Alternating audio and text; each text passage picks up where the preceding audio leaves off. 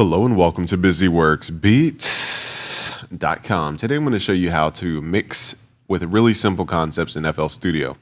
So the first concept is understanding that EQ shapes tone and the importance of the body of a sound. Compression is just going to elongate or to create contrast in a sound. That's pretty much what compression is for. And then you have creative mixing, which is delays and chorus, which can widen out sounds and make it just do other things than just tone, okay, tone shaping. So let's start with simple white noise and let's open up a compressor. We're gonna use the stock plugins here to keep this extremely simple. Let's start with the Fruity compressor. Now you can't see anything. I'm gonna show you a visual compressor in a second. But the point is the compressor, once it's set to anything but 1-to-1 ratio, you're gonna get movements. So let's turn this to 4-to-1. And 4-to-1, just in short, you don't need to memorize what this means. It's just the higher this goes, the stronger the compressor works. It means for every 4 dB over what's called a threshold, it will pull it down 1 dB. You don't need to memorize that. Okay, so let's just pull this down in threshold. So you hear that snap sound? That's because the compressor takes this amount of time to begin, quote unquote. So that snap is actually 15 milliseconds of the sound being at full volume. Then it goes to this volume, okay, based on this ratio. I'll say not this volume, but it gets lowered at around this point after this amount of time. So if I increase the attack, you're not going to hear that click sound anymore. If I increase it more and more, you're not going to hear as much of a distinctive click.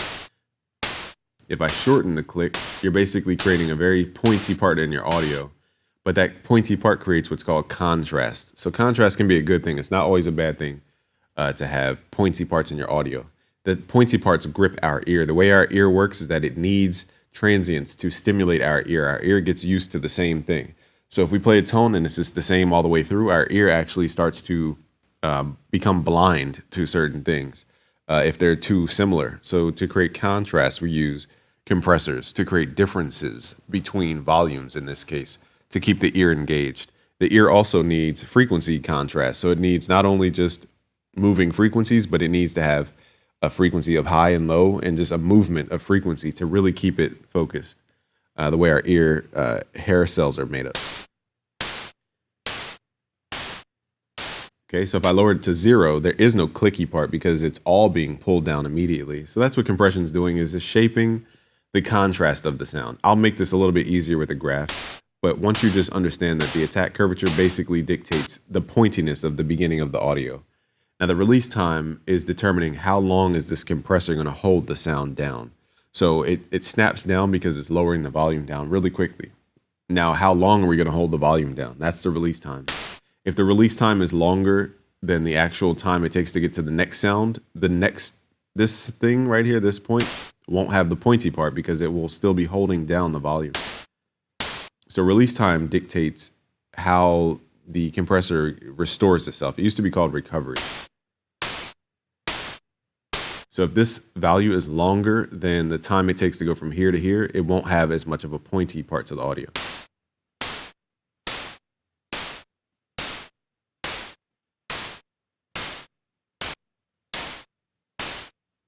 And if we had a graph, you'd be able to visually see that. Let's see if we can load up a graph real quick in Edison. Let me see here. Edison, where you at? Edison. Okay, let's record the audio in here, and let me mute my mic for a quick second.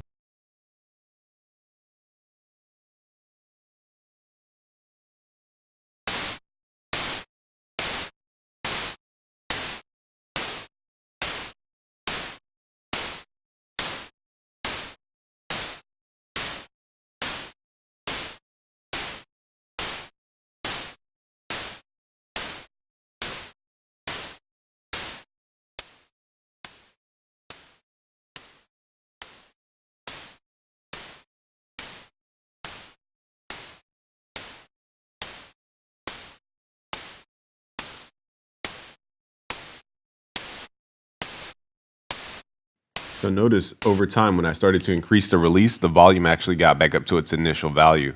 If you hold the release, it just stays low in volume.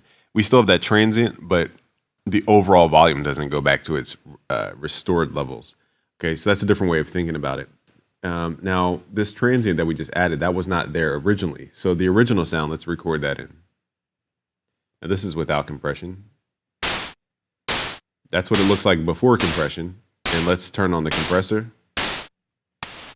So the compressor is basically shaping the noise.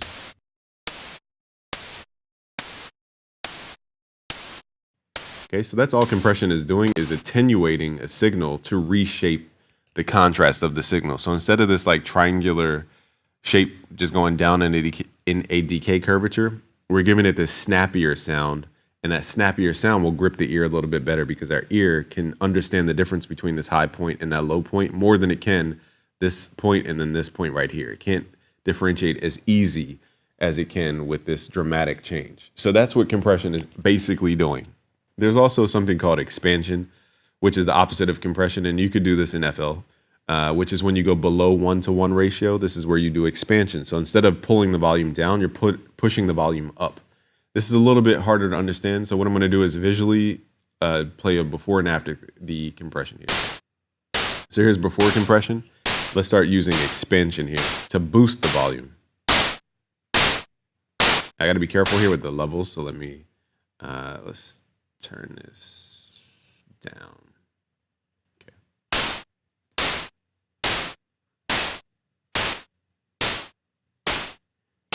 Okay, so let's start messing with the release time. And notice we're getting more of a convex curvature, not more concave, meaning like going inward. We're going to more of an outward shape.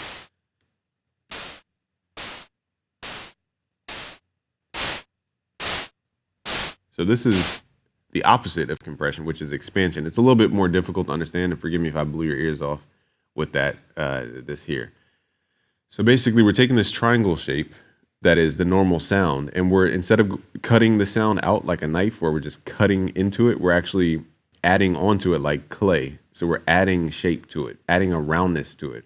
So if your sounds aren't, you don't want your sounds to be pointy, you want them to be a little more beefy or filled out. This is what expansion is for. See how it goes from the normal level up and then it goes down. It doesn't pull volume, it adds volume. So when you visually see the difference between expansion and compression, it makes so much more sense what we're doing with that compressor. So that's all a compressor is doing, is shaping the actual like waveform itself or the body of a sound.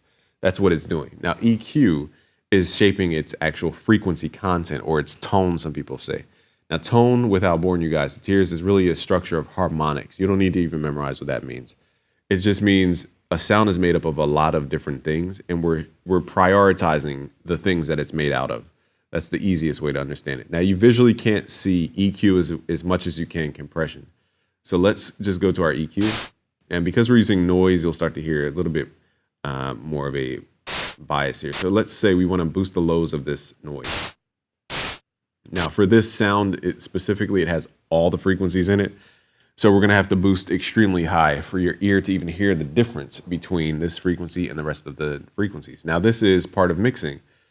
If everything is playing at the same exact time, it's just going to sound like noise. There's no contrast. There's no difference between the frequencies of the frequency ranges.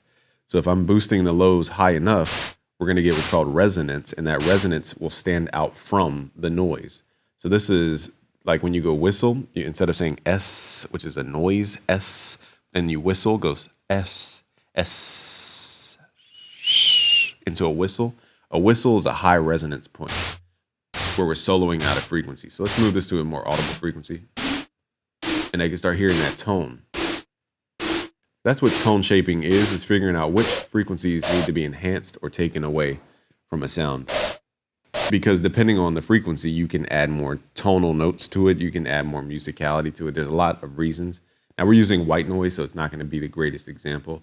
Let's use a sine wave, and let's do a low frequency. Let's boost a kick, for example. And let me try one more thing. Let's pull this down. Now, to make it an actual kick, I have to set up what's called a pitch envelope. You don't need to memorize these steps. This is just me trying to demonstrate something for you. So let's pull this back, and let's give it a small decay.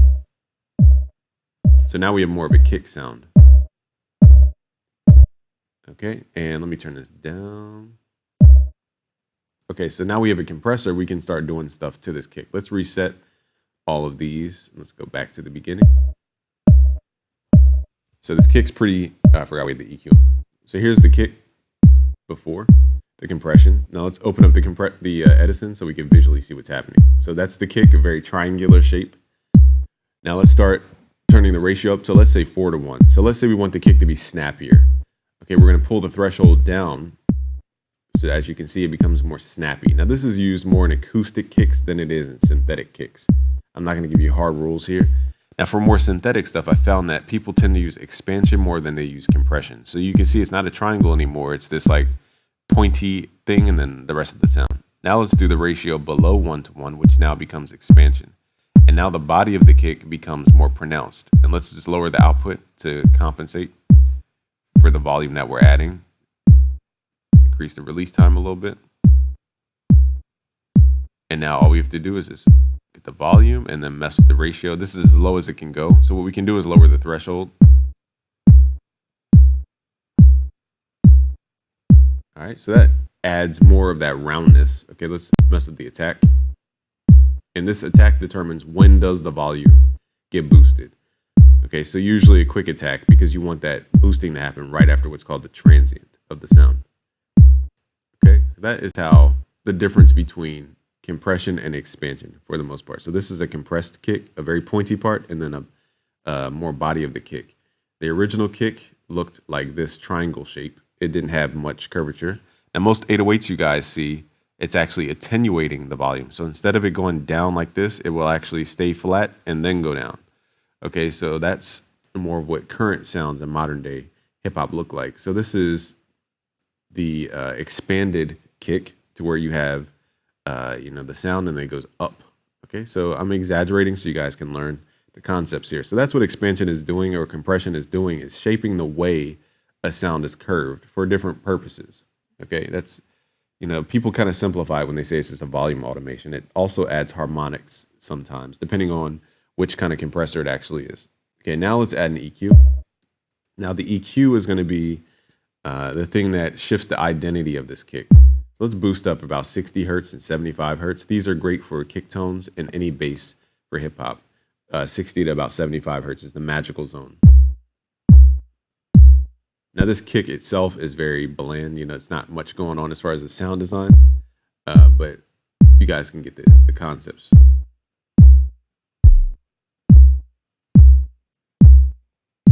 Okay, so there's other parts to the kick. It's not just a low frequency. You could boost up the punchier part or the boxy part from 200 to 500 hertz. This is what people call like the punch of the kick, I'll say. Okay, and then you also have the air part to the kick, which is the higher frequencies. Now again, every kick is completely different. This is not a how to mix kicks video. I'm just showing you different things about the kick. So now we can mix or boost the higher frequencies of the kick. Now this kick doesn't have many high frequencies unless I add what's called white noise to it. So as you can see, sound design and mixing are the same exact thing. Let's add some noise here. So the kick has some high frequencies.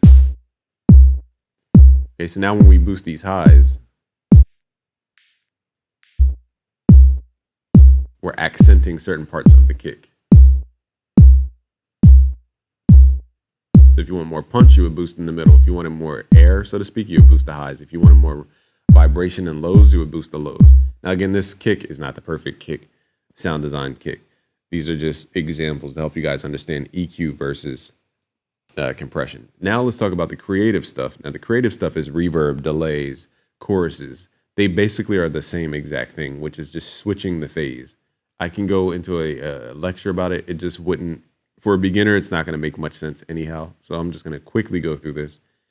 Basically, if you turn your feedback time down and your delay time down, your feedback level, down and your delay time down, everything else becomes an effect. So in this case, we're going to create a chorusing effect by having the wet level up, the dry level up, and mess with the modulation here, the time modulation. This creates a chorus sound. Now I'm going to switch out the sound. It's harder to hear with the kick. So let's use the noise that we have. Whoa, here. So you hear that goes, sounds like a comb going through the frequencies. And again, not the greatest sound in the world. Just trying to show you concepts here. Okay, so here's without. Just plain noise. Here's with the pitch modulation, it's called. Now, actually, let's switch this to a sine wave, but just a higher frequency so you guys can hear. Okay, so here's before. Here's after the delay.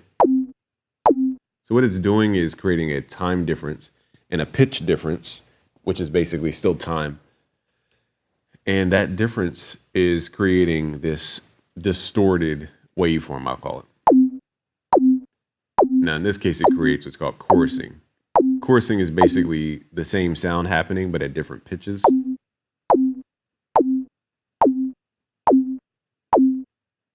So here's the original. Here's the chorused sound. So that's what creative mixing becomes. It's really just delay. Reverb is also delay. I just don't have time to show you guys all the like nuances of all the stuff. It's pretty much just all time-based effects. So anything beyond compression and EQ is pretty much a creative effect, in my opinion. So when you guys are asking about all this other stuff, you really only need to know compression, EQ. I'd say clipping as well for kicks. So let's pull this back to a kick. Let's lower this back down. And again, this is not a full-on masterclass here. I'm just showing you basic stuff. So let's take that kick that we've designed and let's add soft clipping. So soft clipping is a combination. Let's go to Fruity Soft Clipper. Fruity Soft Clipper. So, what it's doing under the hood is basically taking round things. Actually, I could show you. Let's just record the input. So let's look at the kick right now. And let me take off the compression here.